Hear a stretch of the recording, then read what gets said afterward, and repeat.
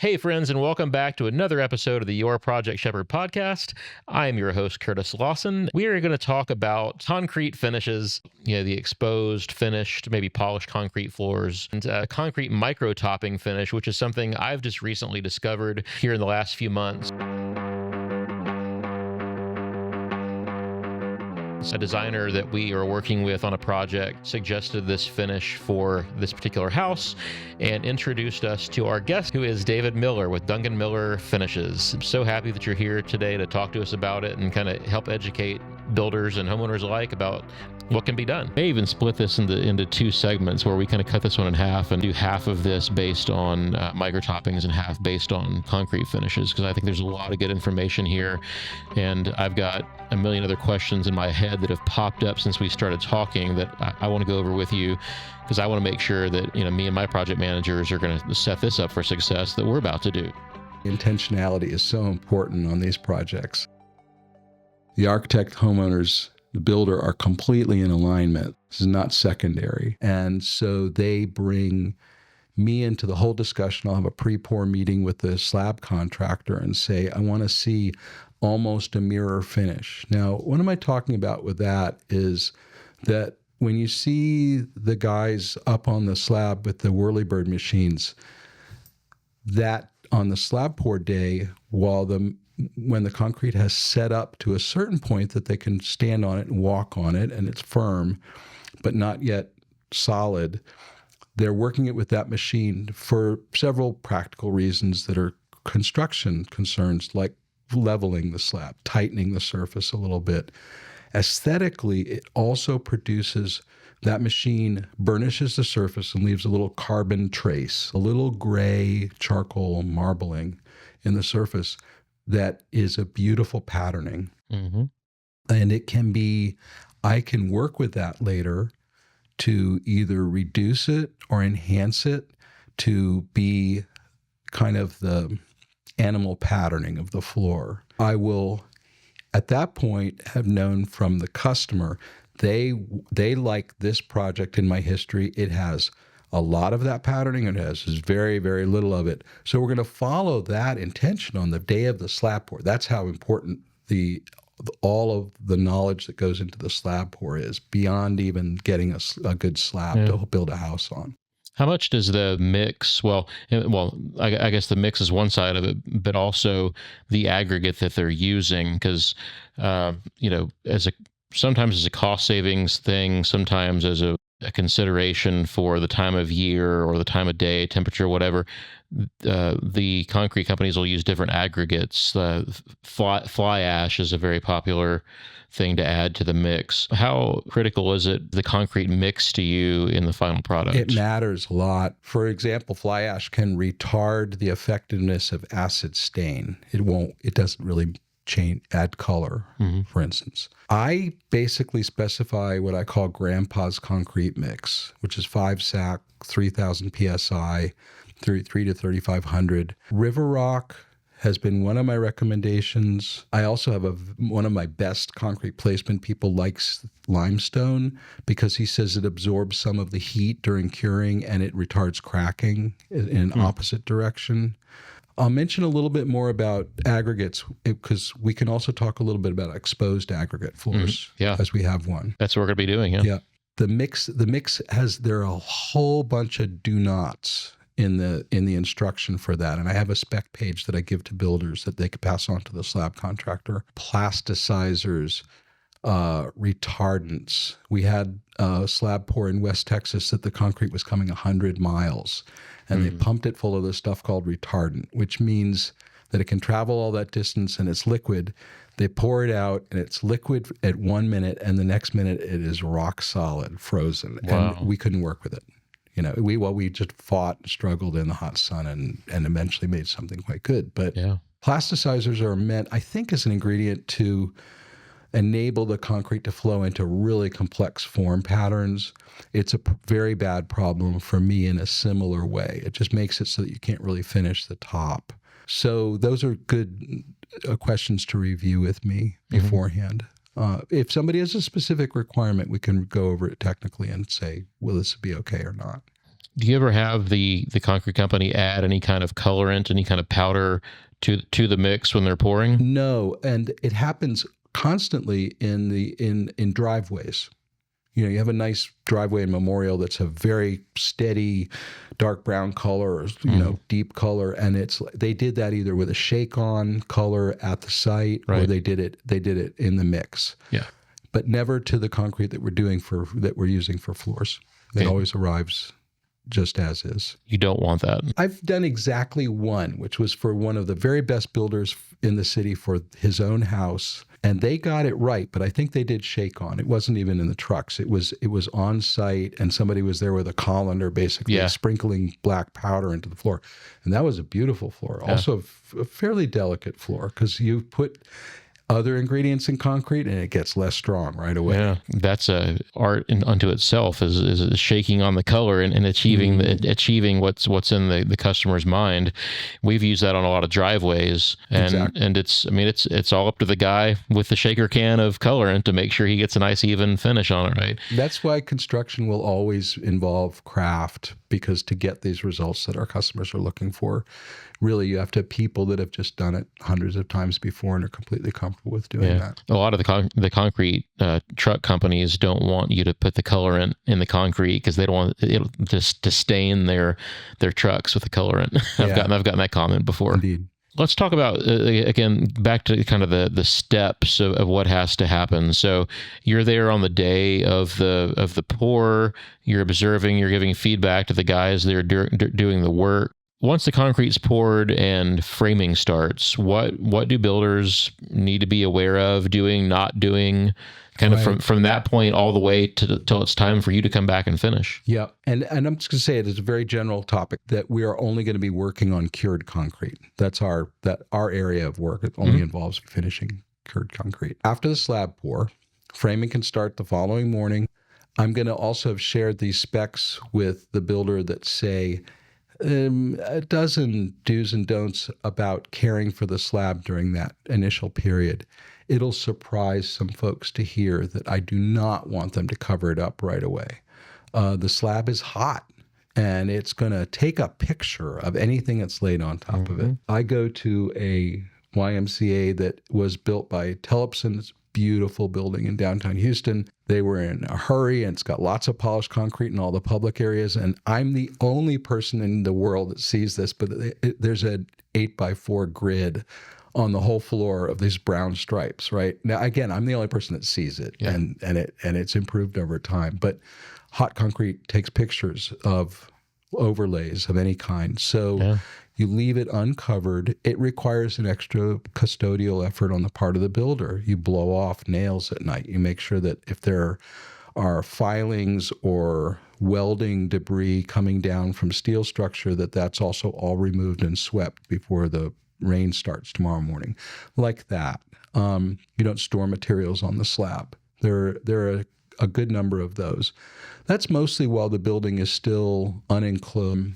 And I have builders that are really concerned about the slabs that are using their own best efforts, and after the critical 60-day period that the slab needs to really cool off and be ready, it can be covered up. And I'll give you really specific instructions about that. You don't tape to the slab. I like ram board, for instance. That's my favorite. Yeah, we use that a lot. And doubled up ram board will really handle all sorts of ladder traffic and abuse. What you say is true about please don't spray paint on the slab. Since we are going to be polishing it, we're going to take off just a whisper of the top. When I first got into this, if anybody wrote on it, well, don't write on it with a Sharpie, but if they even wrote on it with a pencil, we had trouble with that. And certainly spray paint was a big problem. Spray clear over snap lines was a big problem. No longer, because all our polishing work immediately clarifies all that stuff. But there are just these kind of common sense, but maybe a little unexpected requirements for the builder. And I have a bilingual sign for the builder that says, don't microwave your lunch in the middle of the concrete slab. Do that do that in the room that's going to be a wood floor or tiled over here in the back. Yeah, do it in the garage. Do it in the garage, do it someplace else. It's going to be fine. The biggest enemy of our finishes that can't be undone, rust and oil are our two enemies. And rust is something that most builders can manage. And oil is too, but we've had a few problems with that. And you can't extract it back out of the slab. It happens though. And so I do get calls and notes from builders saying, we had an episode. The guy's putting oil in his nail gun and spills it, or sometimes the nail guns blow off a bunch of extra oil. Those things happen. Yeah. And there are some do-it-now responses to that involve, well, cat litter for one thing, but mostly degreaser soap and hot water on it now, and you'll be okay. And we'll be able to touch up that spot just a little bit. But once the oil sits in it and penetrates, it can't be undone. Yeah. And also anything acidic, as you mentioned. Yeah. So watch out for the taco sauce cups too. Yeah. And those are, it's just the reality of construction is that it's a lot of stress for all the materials in the project but our floor is, again, I'm sort of joking, but what? You're going to pour this final floor finish on the first day of construction, then it's going to be carried through by the builder. We've had hundreds of successful projects where that's exactly what happened. And occasionally stuff comes up and we're able to handle it. That's why you want somebody really experienced to be advising you throughout this process so that I can say, yes, the last time this happened, this is how we did it. Well, and also what they're getting, I mean, with what they're not thinking about maybe when they're looking at kind of the price tag of the finished product, right? Is they're not also looking at or thinking about maybe your time spent there during the foundation pour and checking on things at certain points, and just kind of the knowledge and the experience that you're lending to the project also, which may not reflect in the cost per square foot of doing the finish, but that's something that they're also paying for, right? So, you're another team member who's going to be there kind of advising everybody to achieve that good outcome. That's right. I'm a custodian of their intention. That's a great phrase. And the material construction aspect of their intention, but also the aesthetic aspect of their intention. Yeah. This is kind of, that's the value they're receiving. Are you able to remove surface scratches and things like that during your final polishing? Like how deep is too deep? And if, God forbid, there's we filled them. A divot or something that happens, how do you handle that? Yeah. Someone drops a hammer or a heavy object and puts a big 2-inch divot in the concrete. What do you do? The answer is there's always stuff. Always, always, always. The trickiest ones are when the slab is really rippled and there are hills. And we have a very, very fine slab that we are going to have to carve down 1/2-inch hills. Neither of them has more than 18-inch diameter, but they're in the middle of the most visible part of the house, right next to the walkway. We have methods to do all of that. We'll actually carve them down, we'll polish it and plane it down, and then those high spots will have now shown a pebble exposure. And we will use our ridiculously refined faux finishing techniques to paint those out with pigments. So that can be done. Divots and scratches and things like that that are embedded in the concrete can be filled with fine cement materials and also pigmented back into an appropriate relationship to the surround so that you don't see them anymore.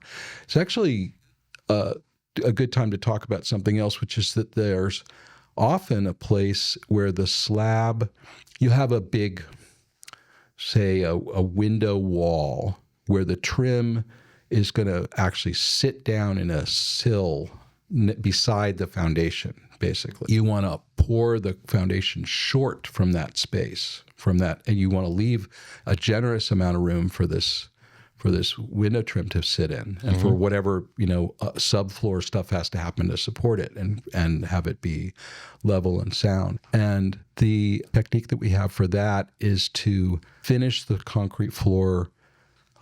The windows are all in place, obviously, and then to bring micro cement, different mixes of fill into that gap where it's been poured short, and then to use these same faux finishing techniques essentially to blend that out. And we've done that with astonishing success so that no one could tell that the foundation didn't just stop where the window went up. That's good to know, because we're going to be having those same windows to the slab on the project that we're doing. And what is the industry standard for that? The industry standard is caulk, you know, and it's like, well, this is a lot better than that.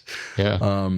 I'm going to make my project managers listen to this podcast episode, if they don't already, which they should be doing, guys. But for sure, the guys who are going to be working on this project that we're doing together, because they need to be thinking about this stuff too. So we've talked a little bit about slab pour and, caring for the slab. In these environments, in residential environments, the builder has much more control than in, say, a commercial environment. Our toughest projects are floors in commercial environments.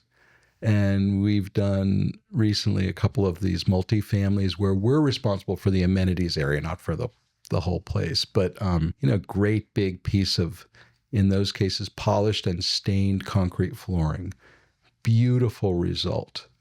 What happened at the beginning of the project?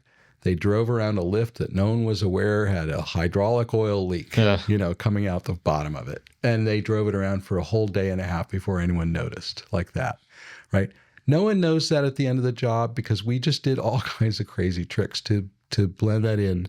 And also we're in touch with the builder right away to draw that out. But that's like kind of the worst case scenario about being the custodian of this finished floor from the beginning of the project. And it's much easier for the residential builder, but it is a little bit of an extra requirement on them to both to protect it and to care for it. Yeah. Let's touch on exposed aggregate real quick. We mentioned that a second ago and said we'd come back to it. So again, this one that we're going to be doing together has exposed aggregate specified by the designer. So what are the extra steps that are involved to make that a success? In that case, everyone has to be on their very, very best game. This is an unusual finish, and it's coming more and more into our process. And people say, oh, it's a relationship to terrazzo. And it is a very ancient finish in many ways, where you have a bunch of pebbles embedded in a sort of background slurry of concrete or some sort of mortar. It goes back to Rome and is beautiful. I don't know who's been in the Museum of Fine Arts in Houston, but those are 1960s terrazzo floors in this deep green color, and they're just gorgeous, lovely. Finished exposed aggregate concrete means that the day of the slab pour, this is especially important for us to have a pre-pour conference with a slab contractor, because there are a number of things that the slab crew is going to do that they are required to do that are a problem if we're going to have exposed pebbles. Let me just start by saying that concrete ingredients are, as you know, Portland, sand, and pebble. Those are the basics. Yep. And they tend to form a bit of a layer cake when they're poured out, and they're agitated a little bit. So you have a thin surface, just a veneer that's pure Portland. That's called the cream. And we often work with that and only with that. And the majority by far of our floors are that.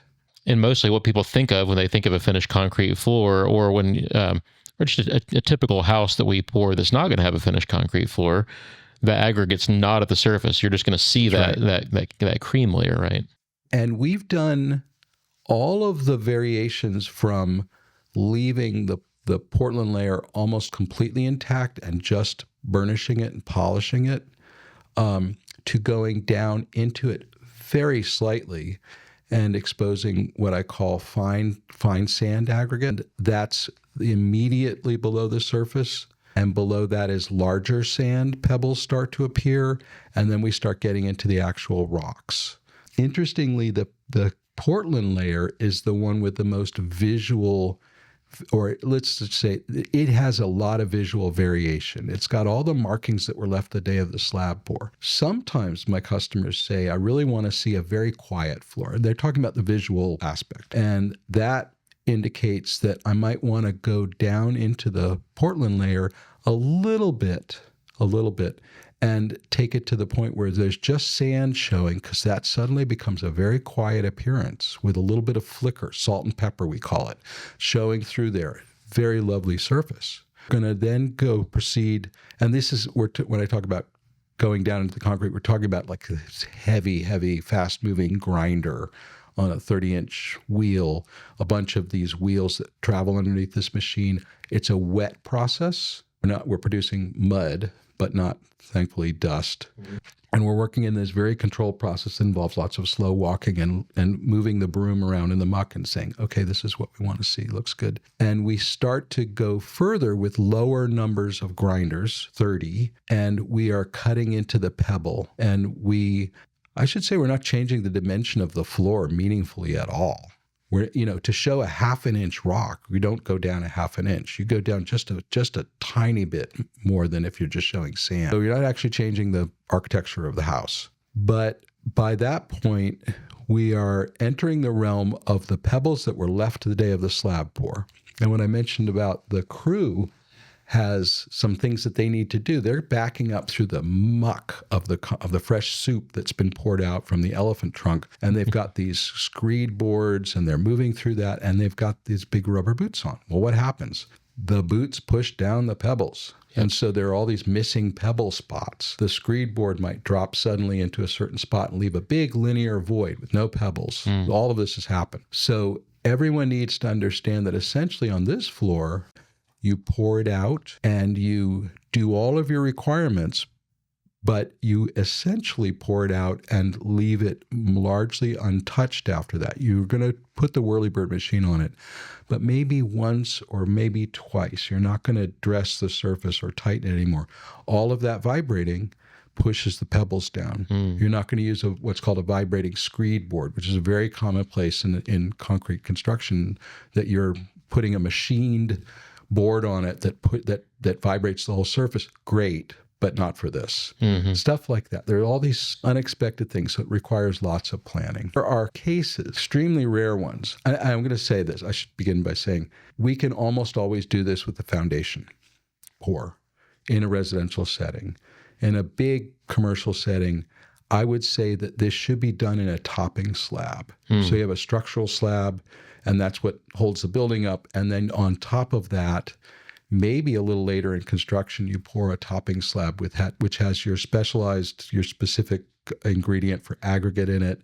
And that's the part that we're going to cut down into. And that pour can be done with a little bit more control because you're not concerned with the building structure. Right. And it's probably enclosed at that point. And so you're not, you're less dependent on weather and other factors, right? And I'm going to say that has come up once or twice in my work for residential projects, many more times in commercial projects. The times when it's come up have been not about necessarily exposed aggregate, but when the building had an ersatz foundation it was an old firehouse. Okay, and they wanted to make it into this event venue, which also had a residential aspect to it. Beautiful project. They had to have a topping slab. There have been a dozen examples of you have to have a topping slab. That's what's required here. Yeah. The AIA Center that we did downtown has a topping slab because it just had a sort of existing. I'm usually, of the 30 critical considerations, I'm number 31. To get the aesthetics right, but. That's why intentionality is so important on these projects. The architect, homeowners, the builder are completely in alignment that this must work this day. This is not secondary. And so they bring me into the whole discussion. I'll have a pre-pour meeting with the slab contractor and say, I want to see almost a mirror finish. Now, what am I talking about with that is that when you see the guys up on the slab with the whirlybird machines on the slab pour day, when the concrete has set up to a certain point that they can stand on it and walk on it, and it's firm, but not yet solid, they're working it with that machine for several practical reasons that are construction concerns, like leveling the slab, tightening the surface a little bit. Aesthetically, it also produces. That machine burnishes the surface and leaves a little carbon trace, a little gray charcoal marbling in the surface that is a beautiful patterning. I'll say that I've been fortunate because I've been always in the pocket of cutting edge architects. That's who brings me my work. Yeah. Right. So when we say modernist, part of the aesthetic that goes all the way back to the beginning of the 20th century is using materials as themselves. So that if it's wooden, it looks like wood. It's not disguised and it's not veneered and coated and gilt. That has played in different ways. It used to be that you were still really not well esteemed to have a concrete exposure on the outside of, say, an office building. You'd put travertine on it, on the office towers downtown. Yeah. And even though there were some great architects, Frank Lloyd Wright started using exposed concrete floors in the 1920s, and as stating that this is the platform that this house is built on. I think that using materials as themselves that way is enduring because it speaks to something really ancient in us, and that we need to have a sense of grounding. We live in human bodies. We live amongst realities that are outgrowths of nature and our nature. And these materials tell us in their language the truth of that. And they reassure us. I find that to be becoming, I'm not sure that it went away, but it doesn't seem like such a provocative or a precocious idea anymore. It seems like we need this because we're living more virtually all the time. So what do we want to see when we're in our built environment? We want to see something that reminds us of our own ancient nature. And I really think that that explains or supports the idea that these materials will continue to be used. And still, all the leading aesthetic lights that I work with love to use, materials that speak in this kind of clear voice. I also have this joke from 15 years ago that I said, the future of design is bright, but it's not shiny. Because we had kind of come out of the 90s where every office floor had to have like a big sheet of white mirror like marble or something like that. And everyone eventually went, yikes, what are we doing? And so I have sophisticated customers saying to me all the time, can we lower the sheen level a little bit? And I can do that up to a certain point. And we've learned some great tricks for that. But sheen equals cleanability and maintainability. Basically, those are completely tied together. Yeah, it's the same thing whether it's like a matte finished stone countertop is harder to keep clean than a highly polished one, or even on your paint finishes, a semi-gloss paint on cabinets a lot easier to clean than a matte finish on cabinet. It's the pores are more sealed in the base material. It's less grainy, right? Yeah. But I also feel like I don't have to be an evangelist for this work and for these materials now. I feel like a lot of my customers come to me and say, well, we want this. Yeah. And we've seen it already many times. We've seen it at other people's houses, and we love the way it looks and the way it performs, the way their family lives with it.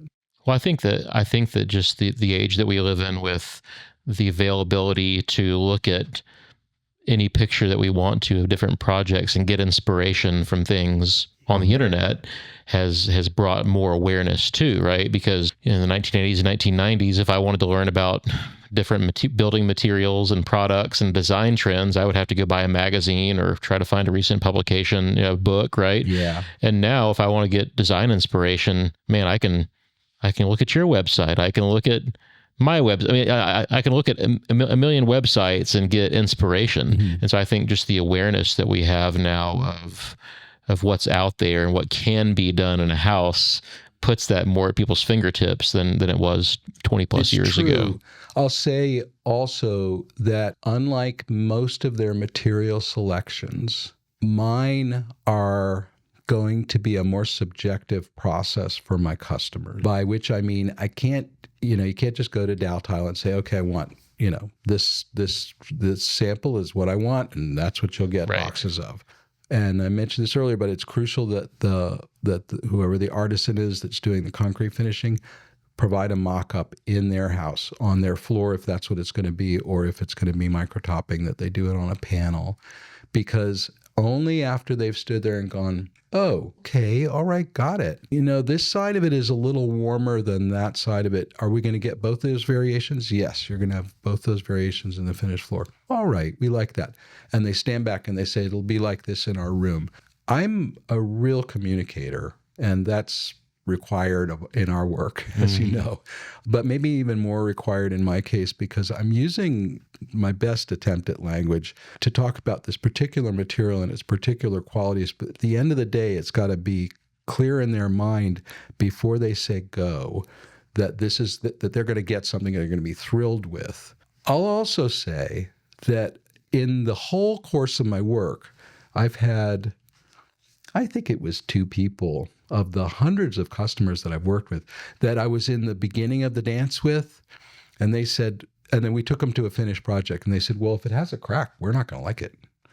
And I was like, I wish you really well. This is not the product for you. Yeah, and they needed to know everything about it. But I also had one woman who was a project manager in another realm. She said, okay, I have a question for you. So you mentioned this aspect of a certain amount of uncertainty, like that there would be variations in the finish that you couldn't predict and that you were going to be successfully able to work with. But how do I know that I'm going to get the value that I'm hoping for? And I said, okay, you're going to get, yes, there's this realm of variability here, but what I can't supply in terms of a guarantee, it's all going to be this gray color and it's all going to be this shine and that's going to be that. The extra value there is that you have somebody really expert and really engaged with your aesthetics that's going to bring it up above that level. That's the uncertainty factor that I want you to consider. And we're going to underpromise and overdeliver, so you get more than I even said, but that we're going to make sure that you get completely what you were wishing for. And there have been a few customers that just said, it's great, I love it. That's, well done, walk away. And there have been a few that took a couple days because this was their whole house floor. And they said, oh my goodness. And they were surprised. They weren't displeased, but they said, and the next day I get the text that says, oh, we're so thrilled. We just took it overnight. Yeah. I'd come back in the evening and bring a glass of wine but in other words, this subjectivity is something I'm comfortable with working with. Yeah. It may not be, most of your trades don't find that to be a very friendly environment, but I'm completely comfortable with it. And understand that customers need to be brought from their wishes to a place where their language, my language, and our conversation makes them feel comfortable. So, I mean, it's really about having those conversations to set expectations, right? It's getting them to understand the nature of the product, but also understanding that it's more of an artistic process and less of I'm buying a product, right? It's like I'm buying art almost, right? Exactly. I'm not buying a manufactured product. And this may be the only thing in their house that's like that. Yeah. Or it might be one of a dozen things that are like that because they're of that kind of level of resource. But yeah, it's great to work with clients who value that and who will say, hey, I trust you as an artist. It's like if you commission a piece of art.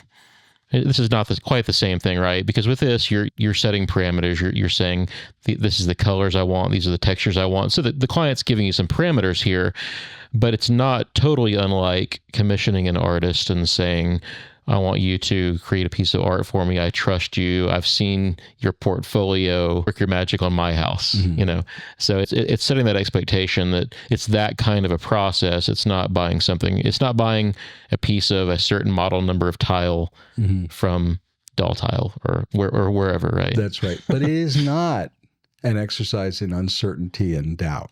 Right. I can take this project through to where it needs to go. Right. And where you want it to go. Right. But that's entirely a measure of my expertise. And yeah. Yeah. one of the last things I wanted to touch on was, are there any limitations, or I'm not sure that limitations is the right word, but are there any specific maintenance requirements that people need to be thinking about when it comes to finished concrete flooring? So we talked about the micro toppings a little bit, but if someone's going to own a house with a finished concrete floor throughout the house, or even as part of the house, what kind of maintenance do they have to do? What should their expectations be of how that's going to wear over time? I need to talk about something that I'm going to introduce just at the beginning of the answer, and that is slipperiness. Okay, because this is just sort of a myth that has to be answered, has to be solved. People say, well, it looks shiny and slick. Is it going to be slippery? How are you going to make sure it's not slippery? All day, every day, I have to deliver floors that are safe. That's the only kind of floor I can give people. Yeah. I've had disabled people that had specially constructed bathrooms, all of that sort of thing. I've, little kids coming in from the pool with bare feet and soaking wet. So there are some tricks to make sure that there is no slipperiness, and that all of these floors, though whatever their visual might be, have a certain amount of tooth to them, so that you will not be sliding on them. Usually mistakes are made when people that are doing my work add layers of sealers or polyurethanes or something like that, or epoxies that are just going to, the minute they're wet, they're slick as can be. So having spoken to that, so in other words, it's not going to be slippery. And I realized I needed to mention that. I have to make safe floors. Yeah, that's a great point. Beautiful, high performance, and safe. That's my job. Maintenance of these floors is about as easy as anything you can possibly have for a floor. They are well fortified with sealers. That's the main thing. So the concrete is a rock. It's not going to be hurt by anything you do to it. The sealers are a slightly more vulnerable layer. The worst thing that usually happens, and I give all my homeowners an instruction page. I have an instruction page that's for party venues, event venues. It's different from the homeowner one. Let me know if you're going to throw giant parties. I'll give you that one too. Lots of wine getting spilled. Yeah, but it's very simple.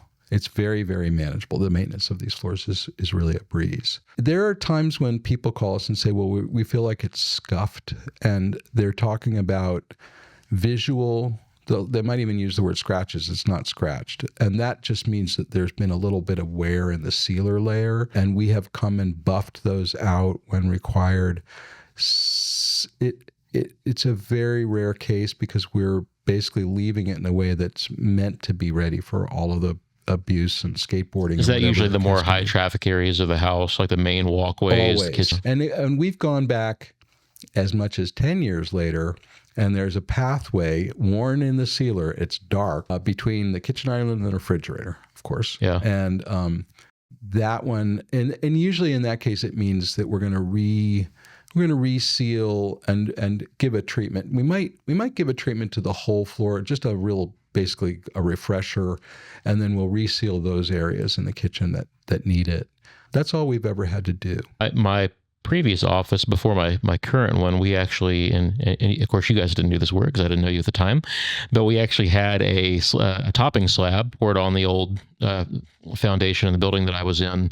We did a polished concrete finish in my office, and at the area around my desk where my desk chair wheeled back and forth all day, every day, I had that sealer layer had worn off where my desk chair rolled. My recommendations are stuff like, use doormats, because if you track grit in from the outside, it can start to wear the floor. Oddball things. Yoga mats, if they have sweat on them, will bond to the sealer. Just like unexpected things. Use that on a carpet. Use that on another flooring. The real cheapo traction pads, the white sort of pebbly looking vinyl ones that go under rugs, will also bond to the floor surface. I've seen that, yeah. So use some sort of natural fiber version of it, and I can recommend the place that will make that for you, like that. That's pretty much the list. It takes the same maintenance essentially as a tile floor. It doesn't really need a different version than that. Yeah. Not that I would ever recommend covering something up that's beautiful like this, but if you ever got tired of the concrete floors, one other beauty is you can put something on top of it in the future, whether that's rugs or tile or carpet or whatever, or, the next buyer comes along and I hate concrete floors. Well, guess what? It's easy to add something on top of it. It's not like if you have wood floors and you have to rip them all out, where it's a lot of work, or you have to go in and rip out tile floors and grind it down. So not that I would ever advocate for covering up your beautiful concrete floors, but you never know what someone in the future might want to do. The future is a long time. And what people's personal preferences might be in the future. So, David, we've talked a long time. In fact, we may even split this into two segments where we kind of cut this one in half and do half of this based on micro toppings and half based on concrete finishes, because I think there's a lot of good information here. And I've got a million other questions in my head that have popped up since we started talking that I want to go over with you, because I want to make sure that, me and my project managers are going to set this up for success that we're about to do. So this has been a great conversation. It's really kind of spurred a lot of things in my mind. And it's been great visiting with a fellow artist and someone who's passionate about what they do. And you're a great professional with a real full scope of knowledge about construction practice that has all the right questions for me, and you're the sort of person that allows me to be successful and deliver what I like to do best. So I'm grateful that I get to still be excited about my work, and this is a great opportunity to talk about it. Yeah, thank you so much. Tell us and tell our listeners how they can find you and how they can learn more about Dungan Miller. Okay, so our website is dunganmiller, DUNGAN.com.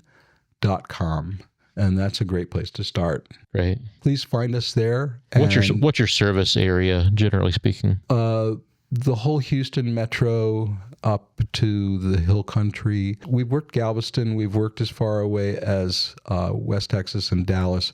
It's harder for us to be good custodians of projects at a great distance, because sometimes a builder will call me and say, we've had a spill, or we have an unexpected question come up. Can you just stop by? And I actually need to be able to do that. I need to be able to engage the project quite readily. We've done stuff up in Independence County and Washington County and all of these surrounding areas around Houston, lots of work in Round Top and places like that. Awesome. Well, if you're a builder here in Houston or a homeowner here in Houston and you want to reach out to David, please look him up, find him. He's a great guy to work with, and we appreciate you and your partnership with us. Thank you so much, Curtis. And thank you all for listening to this episode of the Your Project Shepherd podcast. Well, I'll see you next time. Take care.